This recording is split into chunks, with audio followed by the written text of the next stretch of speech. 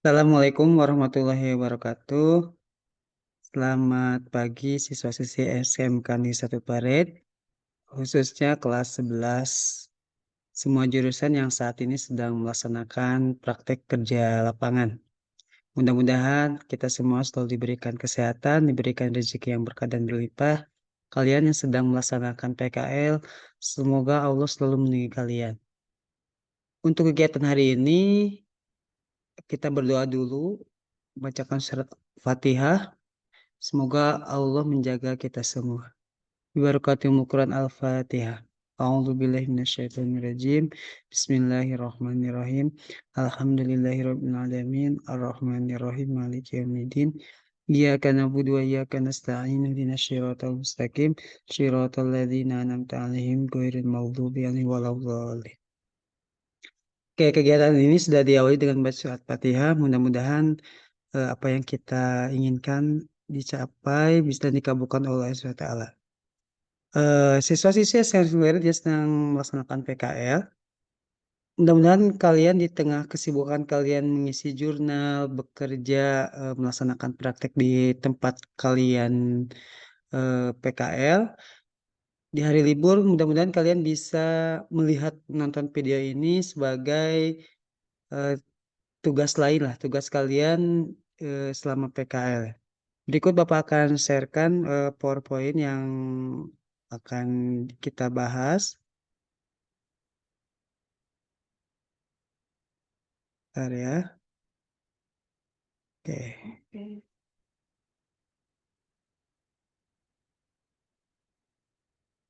Oh, sudah ada? Sudah nampak?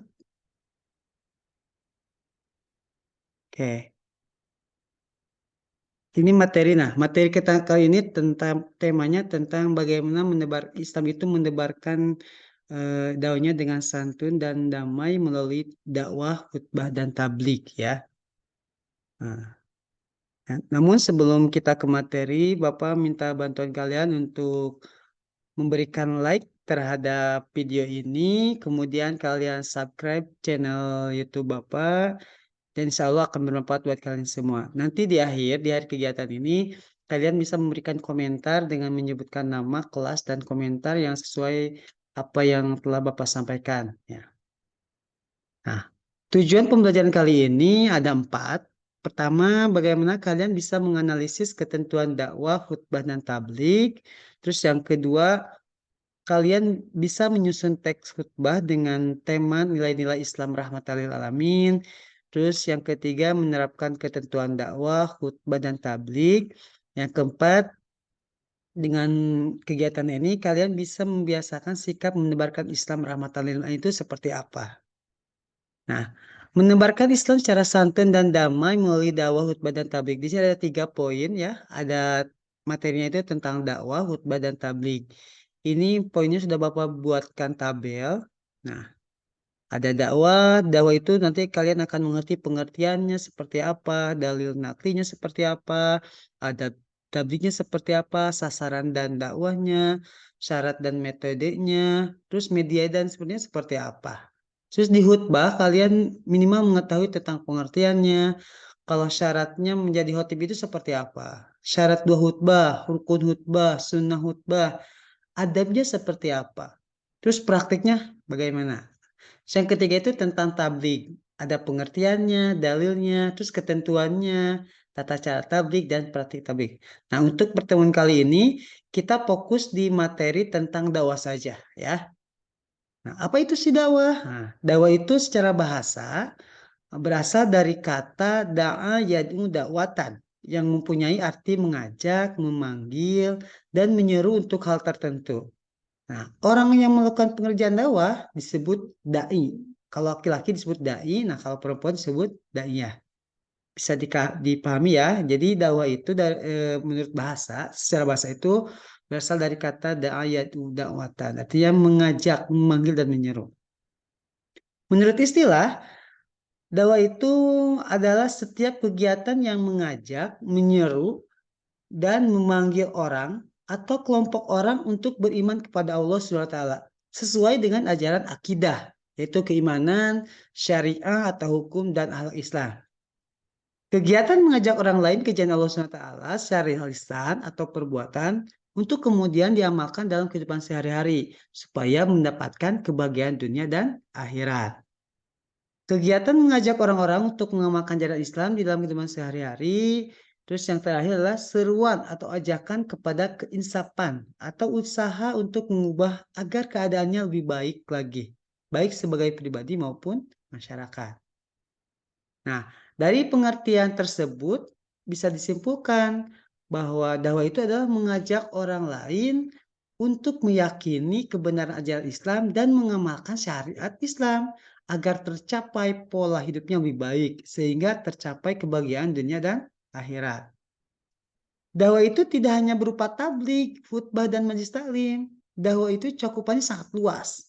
Berbeda dengan tablik dan khutbah. Seluas kehidupan setiap muslim. Dakwah itu tidak mesti berbicara dan berceramah saja, tetapi setiap perbuatan sehari-hari yang mencerminkan tatanan Islam, seperti berpakaian menutup aurat, tidak menyontek saat ujian, dan berbicara yang santun, yang sopan, menghindari berita hoak, rajin bersatu, semua itu sudah bagian dari dakwah. Ya. Nah, ini merupakan dalil nakli yang berkaitan dengan kenapa sih perlunya dakwah? Ya, mudah-mudahan kalian bisa menyimak. A'udzu billahi minasyaitonir rajim. Bismillahirrahmanirrahim. Wal takum minkum ummatun yad'una ilal khairi wa ya'muruna bil ma'ruf wa yanhauna 'anil munkar wa ulaika humul muflihun. Shadaqallahul. Artinya, dan hendaklah di antara kamu ada segolongan orang yang menyuruh kebajikan, menyuruh berbuat yang ma'ruf dan mencegah dari yang mungkar. Dan mereka itulah orang-orang yang beruntung. Quran Surat Ali Imran, surat ketiga ayat 104.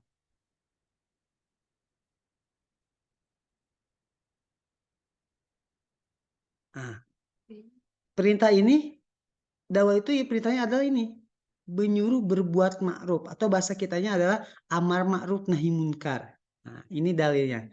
Terus sekarang ada adabnya seperti apa sih kalau dalam berdakwah? Nah, ini ayat Al-Qur'annya. Bismillahirrahmanirrahim.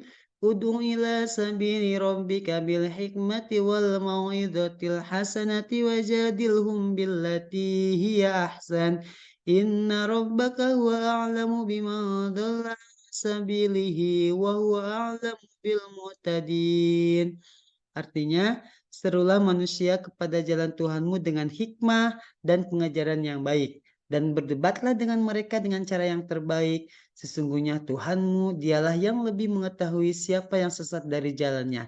Dan dialah yang lebih mengetahui siapa yang mendapat petunjuk. Quran Surat An-Nahl ayat 125. Nah, dari paparan tadi, dari ayat An-Nahl ayat 125 tadi, bisa disimpulkan ada 4 cara dakwah, ya.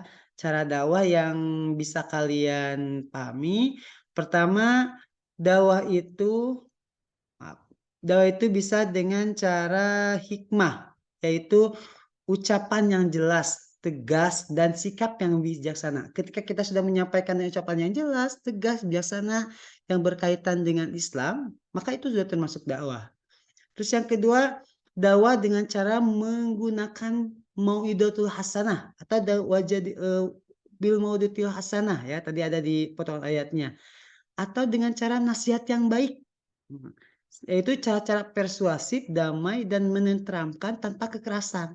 Dan edukatif. Seperti memberikan pengajaran, iktibar, dan pelajaran hidup. Itu disebut mau'idatul hasanah, ya.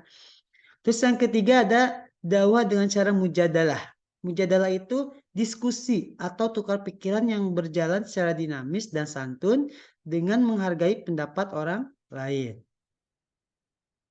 Terus yang keempat ada dakwah melalui teladan yang baik, yaitu uswatun hasanah. Nah, kalau uswatun hasanah ini kita sudah punya role model tersendiri, yaitu Nabi Muhammad SAW itu sebagai contoh dakwah yang telah dilakukan oleh Nabi Muhammad. Nah, jadi dari An-Nahl tadi ada 4 cara dakwah. Adab dalam dakwah itu ada 4. Pertama dengan cara hikmah, yang kedua dengan mau'idatul hasanah, yang ketiga dengan mujadalah, nah yang keempat dengan uswatun hasanah. Nah, sasaran dakwah itu siapa sih? Nah, pertama, memberikan semangat kepada manusia agar selalu meningkatkan kualitas dan kuantitas amalnya. Dari baik menjadi terbaik, sudah banyak amalannya agar diperbanyak lagi, serta dari yang sekedar mengejar formalitas menuju ke substansi, sehingga profil mukmin yang sejati itu menjadi nyata adanya. Terus, mengubah jalan hidup yang tidak baik menjadi baik, serta yang menyimpang dari aturan Allah Ta'ala agar kembali ke jalannya melalui taubat dan nasuha. Sehingga derajat harkat dan martabat manusia yang sudah terpuruk dan jatuh ke lembah nista dapat terangkat kembali dan menjalani kehidupan secara benar. Tujuan dakwah, nah kalau dilihat dari Quran Surat An-Nur ayat 55, maka tujuan dakwah itu adalah menyeru dan mengajak segenap manusia agar konsisten atau istiqomah dalam pertama beriman hanya kepada Allah SWT dan tidak melakukan kemusyrikan. Nah, ini berkaitan dengan tauhid ya atau akidah. Terus yang kedua, menjadikan seluruh aktivitasnya hanya beribadah kepada Allah SWT. Itu dengan cara ikhlas. Capek itu manusiawi. Tapi kalau kita sudah menyerahkannya kepada Allah SWT, maka pekerjaan berat apapun akan bernilai ibadah ya. Maka niatnya untuk ibadah saja.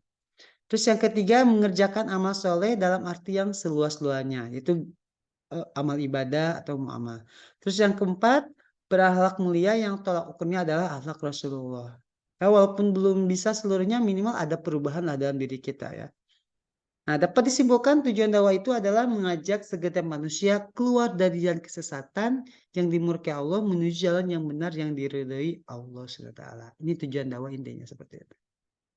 Nah, di terakhir ini nanti kalian bisa jawab pertanyaan, nanti Bapak akan mulai kasih 3 pertanyaan, kalian cukup menjawab satu aja ya. Satu pertanyaan dari 3 pertanyaan berikut. Kalian tuliskan namanya, kelasnya, dan jawabannya. Jawaban yang terbaik yang kira-kira kalian paham lah ya. Oke, ini pertanyaannya. Dari 3 pertanyaan ini silakan kalian jawab satu aja. Pertanyaan pertama, perlukah kita melakukan dakwah di tempat praktek kerja lapangan atau PKL? Kalau perlu jelaskan alasannya, kalau tidak perlu jelaskan juga alasannya. Terus yang kedua, berikan contoh dakwah yang akan dilakukan saat kalian PKL. Saat ini kan kalian sedang PKL. Kira-kira ada gak bentuk contoh dakwah yang kalian lakukan di tempat PKL? Terus yang ketiga, apa manfaat yang kalian rasakan dan dapatkan ketika sudah melakukan dakwah di tempat PKL? Jadi manfaat yang kalian rasakan apa sih ketika kalian sudah melakukan dakwah di tempat PKL? Nah, dari 3 pertanyaan ini silahkan kalian jawab di kolom komentar dengan menyebutkan nama kelas. Ini sebagai penilaian Bapak ketika kalian di tempat PKL. Oh, kalian juga sempat menyaksikan video Bapak ya. Jangan lupa dijawab nama kelas dan komentar. Oke, mudah-mudahan dipahami oleh kalian. Terima kasih untuk hari ini. Mudah-mudahan kalian sehat selalu, bisa melaksanakan PKL dengan sebaik mungkin ya. Agar mempersingkat waktu, kita akhiri pertemuan kali ini dengan bacaan hamdalah. Alhamdulillahirabbil alamin. Wassalamualaikum warahmatullahi wabarakatuh.